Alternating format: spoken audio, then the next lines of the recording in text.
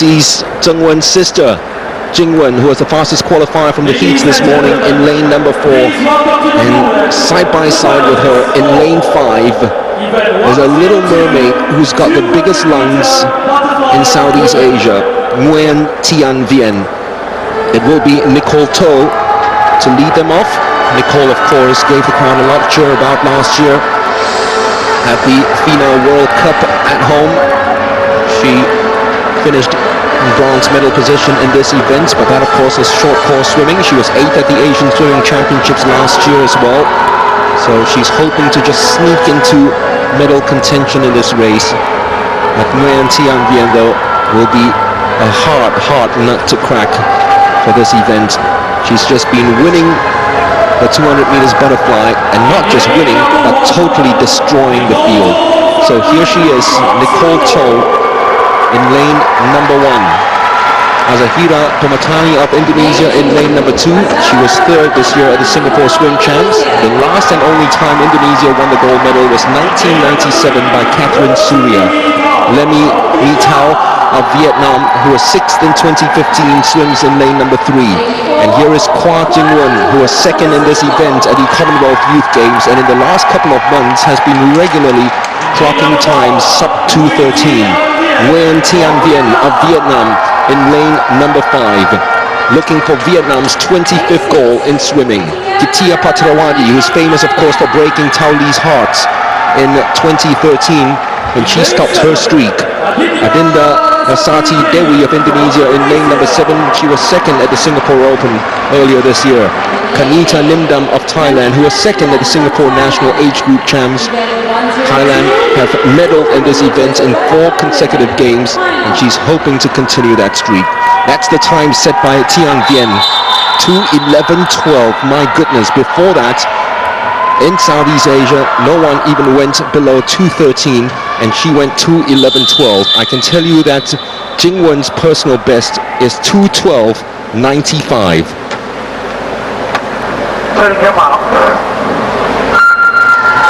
This has got to be one of the most grueling races in swimming, Gerald. Definitely, and this is a very different race from the one that we saw earlier. First, obviously, this is a 200-meter race, and it's a butterfly race, so they're going to have to really pace themselves out very well. Doesn't matter who's going to come out first in the first lap or second lap, because I think that the second half is going to be a very, very important part. But what I really liked was when Jingwen came out, she looked really comfortable. She was smiling. She looked like she was really enjoying the atmosphere. And she's off to a good start. You can see that she's turned first in this race. Just 0.08 seconds above Tian Vien. Great underwaters though by the Vietnamese to inch just slightly ahead of Jingwen. That's the experience telling. When she won in 2015, she won by 3.38 seconds. That's the largest winning margin in the SEA Games since Junie Sung beat Mavis E by 4.09 seconds in 1983. So we all know that this lady is strong in every stroke, and she's slowly inching ahead of Quah Jingwen.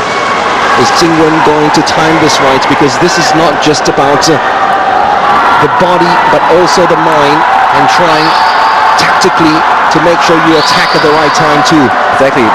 Amazing turn by Jingwen on that last turn. I mean, she turned after Vientiane, but she came out after the underwater. She was ahead, and she's looking really good on this one. She is. I think she's going to win this race. And she's taken a body length lead against Nguyen Tian Vien now. Quah Jingwen has chosen the perfect time to kick on, because from a 0.01 seconds deficit, she's made up 2.02 seconds in that 50-meter lap alone. And she is now way ahead of the Vietnamese missile, whom everybody thought was going to win at least 5 or 6 easily. Well, this race is going to be one-sided. The winner, though, is not exactly who we thought it was going to be. It's Quah Jingwen, in just her 2nd SEA Games and her first away games, winning Singapore's first gold medal in swimming at the 2017 Southeast Asian Games. Amazing swim by Jingwen. She really took it out in the 3rd lap. Typically in a 200-meter swim, a lot of times the 3rd lap tends to be the slowest race, but that's where you can make the biggest difference. And I think this was a strategy that she put in place together with the coaches to really make a move on her third lap. And you can see that she really broke their Vietnamese girls, mindset on this race. I mean, the Vietnamese girl looked like she gave up on the last lap.